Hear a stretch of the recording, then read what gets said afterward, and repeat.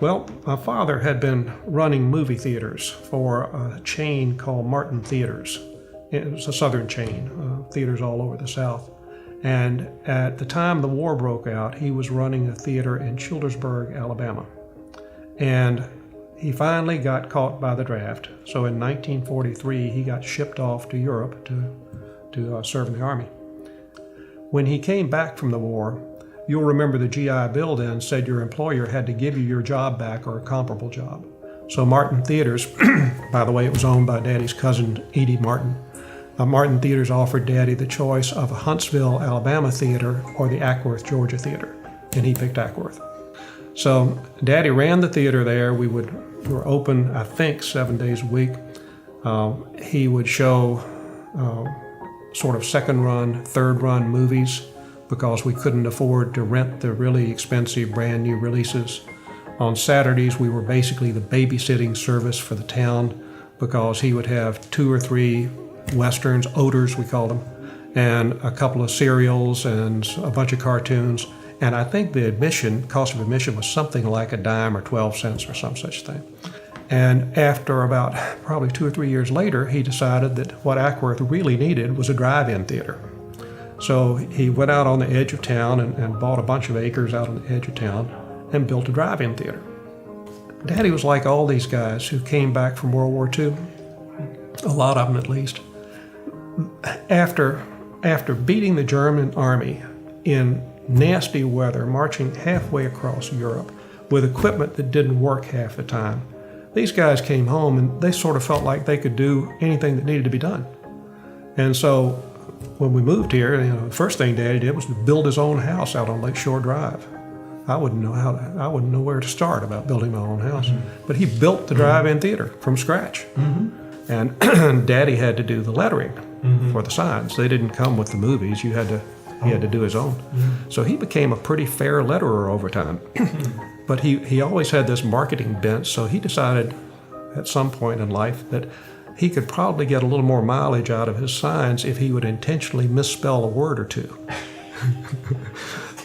So, he would do Gone with the Wind and misspell. Actually, we never showed a film as nice as that one, but he would show The Greatest Show on Earth and misspell greatest. Uh-huh. And then people would be talking all around town for the next 2 or 3 days about how dumb Cecil had misspelled The Greatest Show on Earth, but at least it got people talking. That was Daddy's theory anyway. No, it was a different time. It really was. The advent of television killed the theater and killed the drive-in. And it was at about that point, I think that was about 1959, when those two businesses both went under. And my father, with his brother's help, ended up at the service station down in Marietta.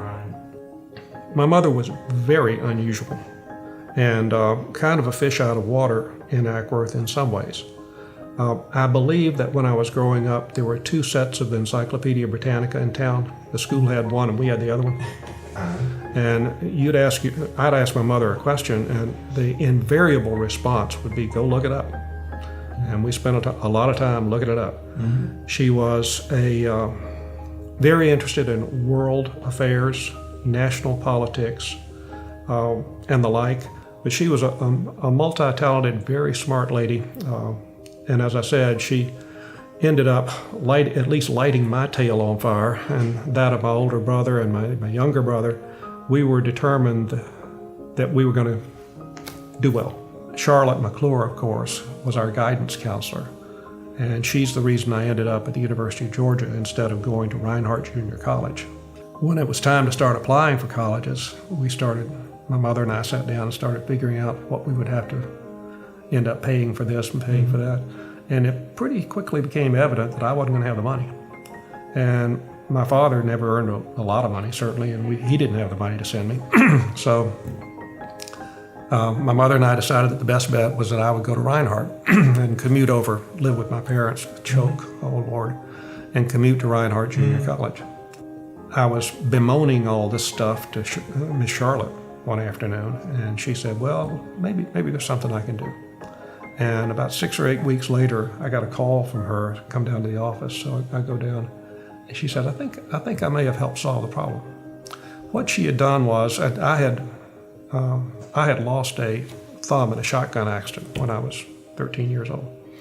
And she had found a vocational rehabilitation scholarship from the University of Georgia, from the state of Georgia, that would pay my full tuition for 2 years. Well, tuition, not that that was all that much. As I recall, tuition was $65 a quarter. Right. But it was still a huge amount considering, the resources we had. It made a tremendous difference. So went home with the good news, told my daddy what had happened, and he said, well, even that might not make it. I'm not sure we got enough to send you even with that. So about 2 weeks later, she came up with a $100 scholarship from the PTA, cash scholarship for the first year. So with that, Daddy said, well, I can give you $100, and if you'll come back every second or third or fourth weekend from the University of Georgia, hitchhike on back over here and work in the service station for me for a couple of days on the weekend, I'll pay you, $20 every time you do that. What do you think? Can you do it? And I said, well, we'll figure it out. So we did. It was an innocent time. There were the, quote, good kids in town were not beer drinkers, hell raisers. I think I had my first beer after I got to the University of Georgia and had been there for 6 months, and even then it didn't agree with me very much. And the girls we dated were nice girls. They were. My current wife was a prime example. She was had a reputation as a young lady. That's what she was, and so many of the young girls who lived in Ackworth had that reputation. The nice girls were really nice girls. They behaved themselves, and the guys behaved themselves for the most part.